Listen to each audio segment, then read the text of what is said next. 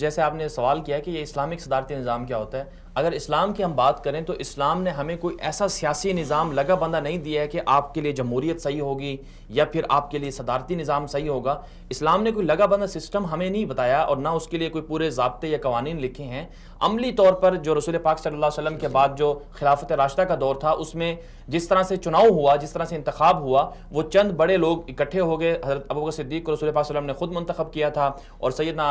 عمر رضی اللہ تعالیٰ عنہ کو حضرت ابوبکر صدیق نے منتخب کیا تھا، اور بعد میں حضرت جو عثمان رضی اللہ تعالیٰ عنہ تھے ان کو بھی صحابہ کرام نے مل کر جو ہے منتخب کیا تھا۔ تو یہ جو سسٹم ہمیں ملتا ہے اسلام سے، جو چیزیں سمجھ میں آتی ہیں وہ یہ ہے کہ